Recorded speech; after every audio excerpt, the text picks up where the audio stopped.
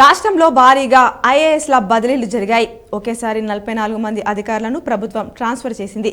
ఆర్థిక శాఖ ముఖ్య కార్యదర్శిగా సుల్తానియాను నియమించింది. ఆయనకు ప్రణాళిక శాఖ ముఖ్య కార్యదర్శిగా అదనపు బాధ్యతలు అప్పగించింది. ఢిల్లీ ఎక్సైజ్ పాలసీ కేసులో ట్రయల్ కోర్టు తనకు మంజూరు చేసిన బెయిల్పై ఢిల్లీ హైకోర్టు స్టే విధించడాన్ని సవాల్ చేస్తూ ఢిల్లీ ముఖ్యమంత్రి అరవింద్ కేజ్రీవాల్ దాఖలు చేసిన పిటిషన్పై సుప్రీంకోర్టు విచారణ ప్రారంభించింది. రాష్ట్ర వ్యాప్తంగా జూనియర్ డాక్టర్ల నిరవధిక సమ్మె చేస్తున్నారు.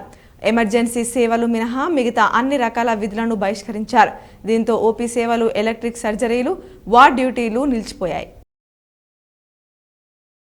నీట్ వ్యవహారం పార్లమెంటుకు చేరింది. కేంద్ర విద్యాశాఖ మంత్రి ధర్మేంద్ర ప్రధాన్ లోక్సభ సభ్యుడిగా ప్రమాణం చేసేందుకు వెళ్తున్న సమయంలో సభలో ప్రతిపక్ష సభ్యులు నీట్ నినాదం చేశారు. నీట్ నీట్ నీట్ అంటూ నినాదించారు. సిరికొండ మండలంలోని గడ్కోల్ గ్రామంలో హై లెవెల్ బ్రిడ్జి పనులను rural MLA doctor Bhupathi Reddy పరిశీలించారు. వర్షాకాలం సమీపించిన నేపథ్యంలో బ్రిడ్జి పనులను త్వరితగతిన పూర్తి చేయాలని అధికారులకు ఆదేశించారు.